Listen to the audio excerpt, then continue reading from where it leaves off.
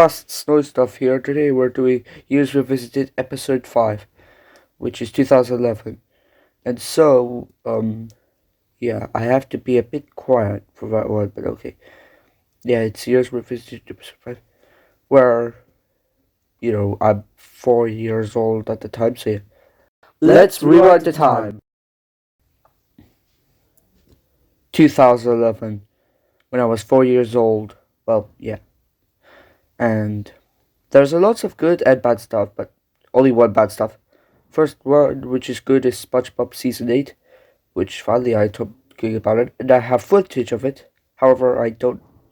However, I hope I don't get a copyright strike. So I'll gonna block some footage of it with the poster right here. But I like SpongeBob. It's like literally classic. SpongeBob Season 8 was still good. It was still the time of good era. And yeah, SpongeBob played guitar on that one, and yeah, drums were there in that part. Squidward was walking away in that episode while SpongeBob wanted. Well, the boss said losers. Well, yeah, they're not losers. They're great heroes. Well, you know what I mean. And yeah, like, nice to see that season, since SpongeBob always have seasons a bit slowly. Next up is Transformers Prime.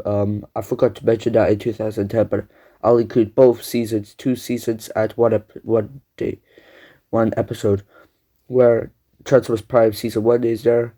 The humans got like basically teenagers, 3 teenagers accidentally met Transformers like in a war fight. You know what I mean? Because Transformers always do that, and that girl plays rock and roll. If you just see, and yeah, I like that. And how could you block your ears, bulkhead? Just say. And then there's season 2, which is Nemesis Prime's appearance. And surprisingly, Optimus Prime dies in that season. Later on, he revives in the next season, which I'm not going to show until next year. But yeah, nice series, even though I'm a bit scared of some scenes, like a bit embarrassed to myself. I don't know why, I just feel it. That next up is Thomas and Friends season 14. Yes, Michael Brandon still there, embarrassing himself once again, or whatever, blah blah blah, yeah. There's Misty Island, and yeah. Rumors say that Diesel 10 was in Misty Island in the waste pipes, and blah blah blah, I don't know. But then he returns, which explains why. Well, yeah. Nice, it's still good era, still a good era. But later on, it foreshadows something evil is coming by, and don't want to see what it is. Next up is Harry Potter to the Deathly Hallows Part 2. Yeah, my favorite scenes is obviously the final battle, because, well, yeah, Voldemort dies, and I like that scene. Well, yeah, the final battle has some much potential. It feels like a finale. Ah, yes, the finale's here. Voldemort dies. I see his face. Okay, yeah, we know that. He dies in the end. Then Harry Potter gets married with Ron Weasley's sister and all that stuff. 19 years later, Harry Potter's son becomes Slytherin, whatever, blah blah blah. Next up is Cars 2, Disney Pixar's Cars 2, yeah. Which is a movie that I'm neutral at, because, well, people hated it at the cinemas, because, well, had so much potential ruined, and you know what I mean. Too much potential that is unnecessary, or not, all that stuff. Yeah, I'm neutral to that, though. For example, the unlucky Tug, and a bit of, I don't know if Mark Gregorski hates that movie, but okay. The unlucky Tug doesn't like that movie because, well, and it says hairpin in that scene, even though hairpin's an actual turn for, like, racetrack purposes. But yeah, underrated movie, and I still like it even though it's underrated. Next up is Rio, Blue Sky's Rio. Yes, I didn't talk about any other Blue Sky movie like Ice Age because, well, the movies are boring now. I just only like the first one. That's all. The first one's only the classic one I watch. Oh yeah, Robot is also a movie I watch, but it didn't come out at where I was born, so yeah, it makes sense for me not to mention it. But I wish I was born in 2005 so I can mention it. Anyways, that movie is a classic. Yep. However, I got the Polish dub of it, not the English dub. sadly, but the polished up feels nostalgic to me. I just watch it. And yeah, then later on, they also teamed up to make Angry Birds Rio, which is an also amazing game that that actually exists. Like, there's even a mashup of Angry Birds and Rio in one of the scenes. And yeah, it has good gameplay, good stories, and yeah, it's nostalgic. It's so classic that, well, yeah. If you never watched Rio, then you may not know about Angry Birds Rio. Just saying, you have to. I suggest you could watch Rio first before playing Angry Birds Rio. Even though Angry Birds Rio is not there anymore, sadly, yeah. You just have to watch the gameplays now.